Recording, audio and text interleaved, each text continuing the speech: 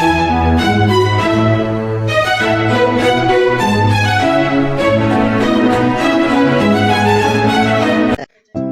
cardiac arrest, paramedics less heart resuscitations when it's a black patient. Black Lives Matter.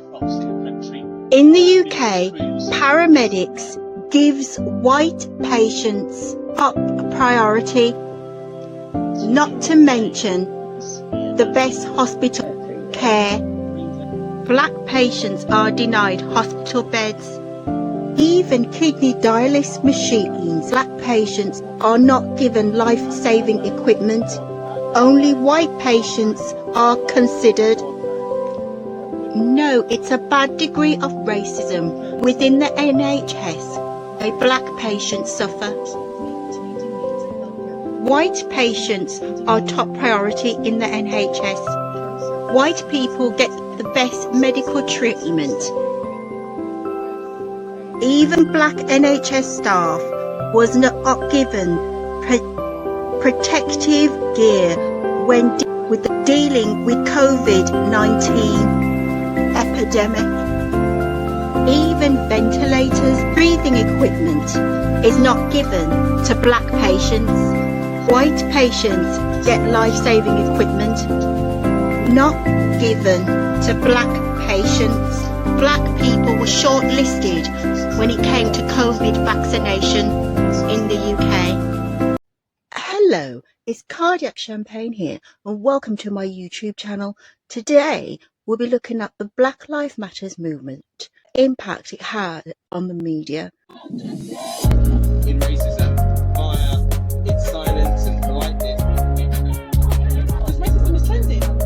Worked with Queen over the past month to make it happen. He's really captured it so well. You know, for me, getting on that clip, you know, I raised my fist, and I raised my fist to give power. The Black Lives Matter movement. And how black suspects are treated bad by police. Police brutality.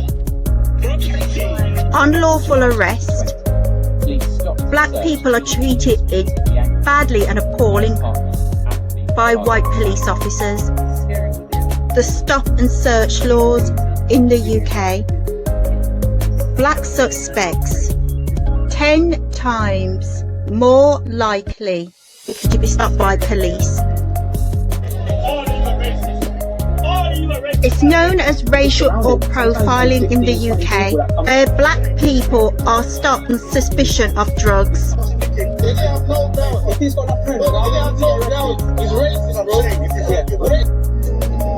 Stop and search has prevent crime. With the disproportionate amount of young black men that are... No, it's only black men that white police officers will stop under the suspicion of drugs. No, white police officers are insolent bastards and have a bad, racist, condescending attitude when dealing with black suspects. Young black men get disproportionately stopped because of the structural racism in the police. Number two, it's so interesting for you. It's not institutionally racist, but if I and how black suspects are treated bad by police. Like the cops are just dragging these people out of the car for no other reason but they were black. Young Williams accused the police of racial profiling. It was not the case. Let me finish. I'll let you finish. They had been driving on the wrong side of the road. The police asked them to stop. They refused to stop. They sped off. They refused to stop. Their assault would have done what those two police officers did. How many times did the police stop? Bad treatment of black people by police. Who you are. So, Well, why do you need to know who we are? We're at our house. Why? because I can. No, you just stopped us randomly. This is unnecessary. You can see why people get upset. On your doorstep. So that's suspicious. One officer accuses her of jumping on the back. You've done that by stopping us. They're professional, disrespectful. The law is on their side and that is how they exercise their power. Or if the police stop you and suspect you of something, it's on the grounds of race, white police officers, when it's black, is something suspicious. No black person is exempt from the police stop and search laws. The police enforce their power on black suspects. You already telling me nothing, man. What are you doing? This video ends bad, with the black suspect being tased by police. Tase guns are bad because they can stop the heartbeat. Taser, taser, taser! Alright, you've been tasered, okay? Stay calm, alright? Even black male barristers have been stopped by police under the UK stop and search law. It's no different to the police, as it is only black men that police stop underneath the UK SUS law. That is how white police officers exercise their power.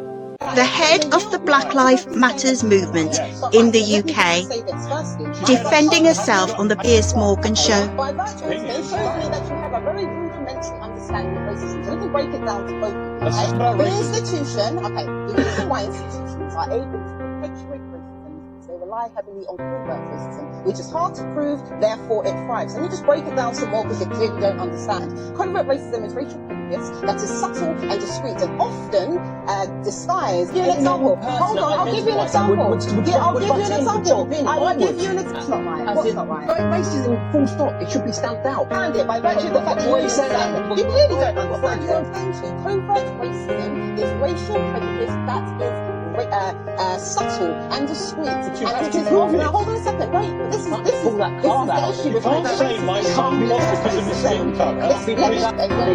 Racial prejudice that is subtle.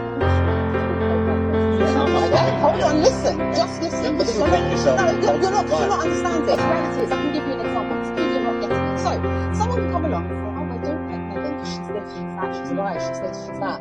When the reality is, secretly, let me finish this, it's actually due to the fact that Harry, who was a royal, ended up marrying a woman from the black community. But you cannot say that out loud because this is how institutionalized racism works. When you dare to go up against an institution due to the fact that they're perpetuating racial prejudice, they are a bunch of disgusting racists. So, racism, as I've said over the last several years, and I'll say it again, racism is firmly integrated into how we live in society. That wasn't my question. And that went firmly. I don't have any racism, covert or overt. No, you have racial prejudice and it manifests itself. I have no racial prejudice whatsoever. I have none whatsoever. So white people tend to justify either sleeping with a black person, having a black friend, or hiring a black person as to make sure they're exempt from racial prejudice. But I will The reality is... This video is in defence of the movement. Is the British countryside a racist colonial white space? Well, is the countryside racist, dominated by white people? So think about it. It sounds very woke.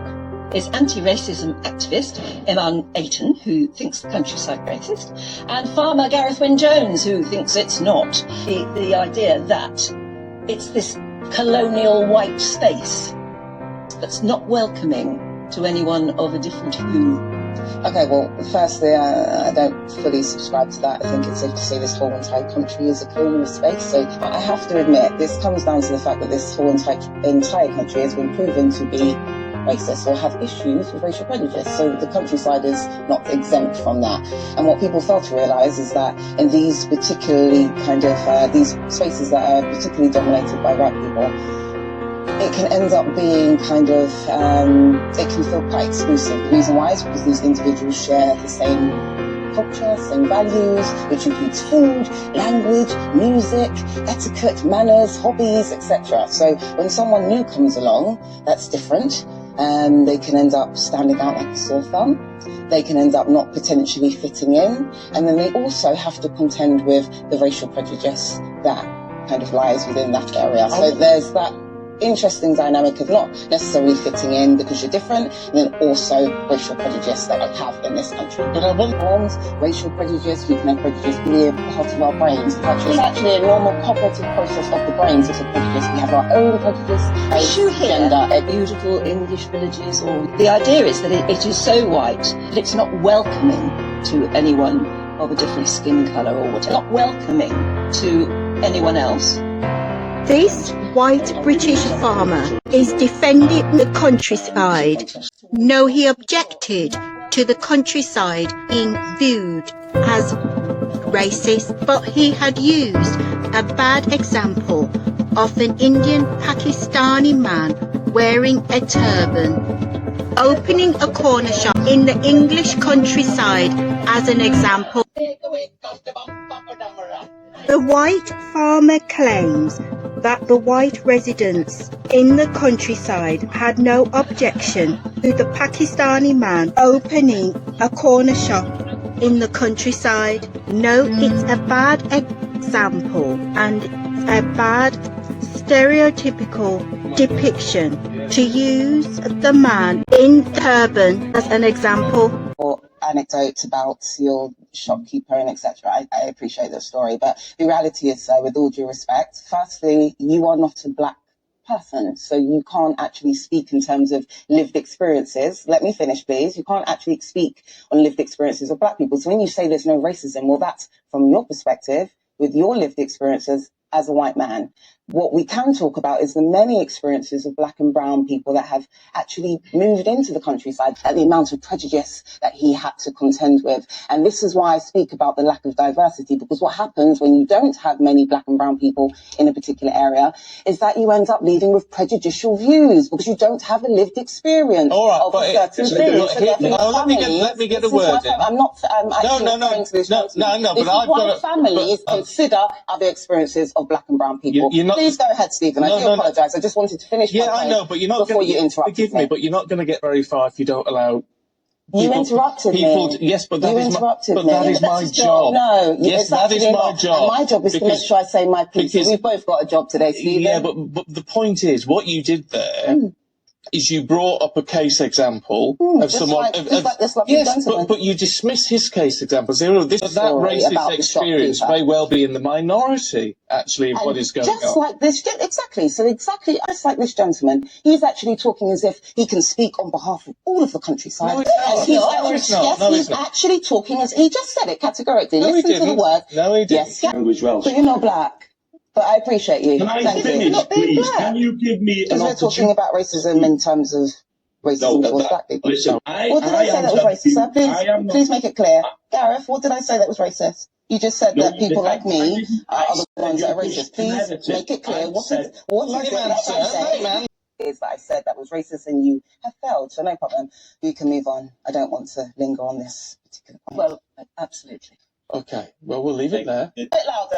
No, we're going to call this. We'll call a halt to this because this is getting out of order. Okay. Emma, thank you very much. Gareth, thank you very much. And our apologies. Right. Oh, I did huffing and puffing in the background. We speak on behalf of the whole entire channel. I've been doing. Don't worry about that. It's a shame that it couldn't have finished a bit more cordial. It is, but you won't be back. I can tell you that. Yeah, unfortunately, your mic is off. On the left is a Pakistani man who objects to the Black Lives Matters movement. You know, the BLM agitators have tarnished and reduced the reputations of many great figures, from Churchill to Nelson.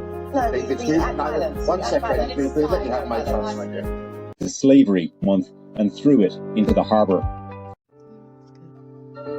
The Windrush scandal and the bad case of how the victims have not been paid compensation, the bad emotional trauma and bad heartache it had on the victim. The way that it deals with race, poverty, the history of the Windrush generation. No, it's a damn disgrace. The Conservative government should feel badly ashamed. The Prime Minister, Rishi Sunak, had a bad habit of not acknowledging the bad detriment and damage that his home party had done to the Windrush victims. Not once has he the decency to give a formal apology or to compensate the victims. Even now, the Windrush families have not been compensated. No, that is bad and is not acceptable. The fact that my own family had not been affected holds no significance.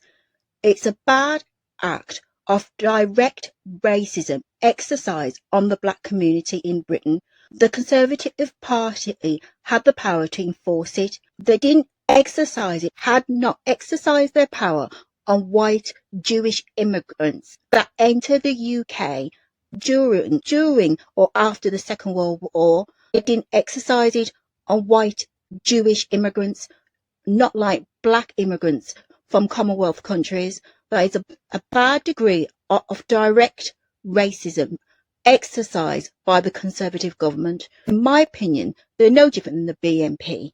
Invaluable contributions to this country, to be living in fear, up the hair on the door, authorities picking them up and bringing them to a detention center. That needs to stop. Awful situation has come about.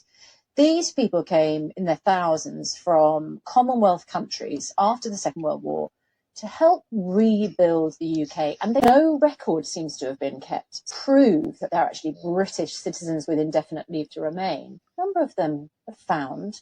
They face deportation, detention. A scandal. It is, and I blame the Prime Minister when she was in her capacity as Home Secretary. Desperate measure for her to bring down the immigration figures. It was not based on anything tangible. It was picked on the most vulnerable of people to be able to pick on. And this country, not to scrounge benefits like a lot of. Thank God my parents came just after the Windrush education. I had my own passport when I came, but the Home Secretary was saying that this is an individual problem. But I think this is stretched further than that. This is a day of national shame, and it has come about because of a hostile environment policy that was begun under her Prime Minister. I am very angry with the government. Don't blame the British government. Rwanda is not safe. Directly after the bad Windrush scandal, no, it looked bad on the Conservative Party, how they exercised their power on black immigrants in the UK. The damage of the alteration of black people with no respect, hard-earned blood that built up Britain, demeaning job the white British public wouldn't do. It's a damn insult to strip them of the pension, deny them entry to the UK, many which face deportation. It's a damn insult. The Home Office had the money and the funds provided by the government to compensate all the families hit bad by the Windrush scandal. They do not want to compensate them on the grounds of race. Bad miscarriage of justice when the white asylum seekers come to this country illegally are granted British citizenship. But the UK government wasted taxpayers' money housing white immigrants in the UK. White asylum seekers best accommodation in the UK. They're not given derelict slum areas to live in. White refugees aren't pushed into derelict housing estates. The government pays for them to stay in posh hotels. Oh, it's the taxpayers' money that keeps them in that posh estate. They give them posh housing and accommodation to live in. It's black tenants, as black people are given bad slum, derelict housing. Racism is bad. No, there's a bad degree of racism in UK housing. No, there's a bad housing crisis in the UK. White immigrants and white refugees seeking asylum in Britain get the best housing and accommodation in the UK. No, even the older generation of black people, when they migrated to Britain in the 50s and the 60s, had derelict housing when they moved to Britain. Now there's no difference.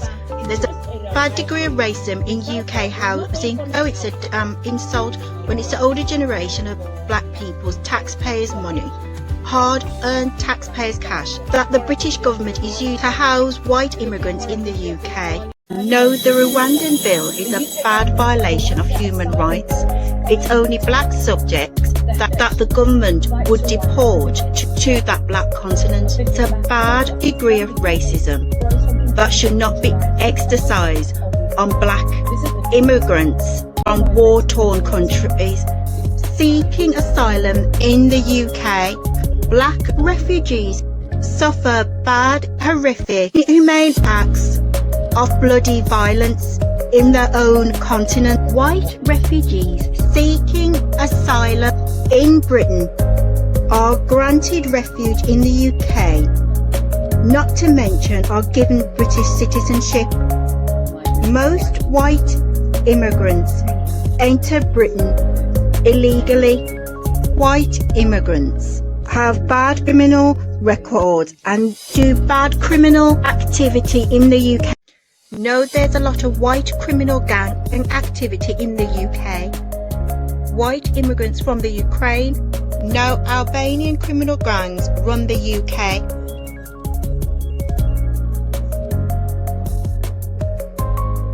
Many are armed with guns and weapons bought on the black market. The bad criminal activity in Britain. No, white immigrants, illegal immigrants, are directly behind it. Same with prostitution and vice in the UK. White criminal gangs from Europe are directly behind the bad illicit criminal activity in the UK. So that we can properly smash the criminal gang networks. Albanian gangs are the dominant force in organised crime across the UK. We've been told that Albanian crime groups are shipping hundreds of millions of pounds in criminal proceeds back to Albania every year. A number of different businesses like car washes and barber shops are often used to launder the proceeds of crime. But in truth, the vast majority of the money they make from their criminal endeavours is simply carried back to Albania by hand or in vehicles. Recently, border officials seized £300,000 bound for Albania in luggage at a UK airport. Albanian crime gangs now control the majority of cannabis farms across the UK. They've taken over much of the cannabis cultivation trade from Vietnamese crime groups, with most of the Albanian cannabis farms concentrated in the north. But in pretty much every part of the country, you'll find Albanians are the dominant group involved in cannabis cultivation. The Albanian organised criminal gangs are moving into this area. No, they are. Like I said, this is at the moment. The trade in cannabis is largely self-contained amongst Albanian criminals here. The cocaine trade, which is largely overseen by crime lords back in Albania. No, that acts contrary to the bad racial stereotype that it's blacks that's behind the criminal gang activity in the UK. That bad negative stereotype acts as propaganda when it is white criminal gangs from Albania, Poland and the Ukraine are behind the bad criminal activity in Britain. Because of the war in the Ukraine, a lot of black students are destitute in Ukraine. What is that bloody Rishi Sunak doing to help? Even Rishi Sunak's own people, the Indians and Pakistani people, are stranded in the UK, forced in among the blacks, and are treated no different than black people. No, what is that bloody Rishi Sunak doing? Took time out to meet the Ukrainian president, but in touch on the subject of the black and Asian people stuck in the Ukraine are not being evacuated because the Ukrainian government will not allow them across the border or to board buses or public transport. That's no different than Alabama in the deep south, the act of racial segregation. Ukrainian Prime Minister is no different than F.W. de Klerk, because it was he who enforced that the black and Asian students, black and Asian people shouldn't get the priority of being evacuated from the Ukraine. And you look at the president of the Ukraine, it looks like bloody Pakistani. That stupid Rishi Sunak do blatantly ignore it and turned a blind eye to the subject, which is stupid when he is not white, and it's on the grounds of race why the Asians are forced into the same segregated conditions as the blacks. So it's stupid of Rishi Sunak not to address the issue when he is not white and it's his own people stuck in the Ukraine are forcing among the blacks and can't escape the country. So whether Beverman enforced the Rwandan Act, Rishi Sunak forced it, it's bad, as the black immigrants are escaping a bad, bloody genocide in their own country. Not once did the Prime Minister, Rishi Sunak, grant silent black refugees on third world war. Fourth largest displacement crisis. Rishi Sunak said that it was Britain's obligated duty to help third world countries in conflict. In Sudan, things have gone from bad to worse. Fighting is like Not once the Prime Minister sent aid to Sudan, home to 30 million people. British Army to distribute aid. Rwanda, bad case of inhumane treatment on the grounds of race. New home for The former head of the Scottish Party, the SNP leader, badmouthed black people. He had badmouthed the Black Lives Matters movement. No, he's just as bad as Rishi Sunak when it's to do with black people on the subject of race and immigration. No, he's just as bad as the former white South African President F.W. de Klerk. He held strong objection to black immigrants entering Scotland and shut the gate objecting to black immigration. But he had opened Scotland's doors for Indian refugees fleeing from Gaza Strip, enter Britain, settle in Scotland. That is bad. No, it's a bad, blatant racist act. He's just as bad as that bloody Rishi Sunak. No, Britain's giving Asian MPs too much power in the UK. It's not just the Prime Minister who is Indian. Not to mention the former head of the Scottish Party is also a Pakistani man from a British Pakistani background. Black MPs are not given at power. No black people in the UK are not being represented in Parliament and in the government. Suella Braverman, she's from the Indian community. Conservative government are giving too much power to Indian MPs. No, the Indian and Asian community in Britain have too much power, too much of a stronghold over the UK. If it was down to me, I definitely would not give an Indian Asian person that position empowering. No, Britain needs a black Prime Minister. Now's the time for the UK to have the first black Prime Minister in power.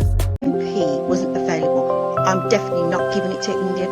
I'd rather give it to a white person to do the job. It looks bad on the British government in the light of the Windrush scandal. It's a bad degree of racism exercised by the Home Office.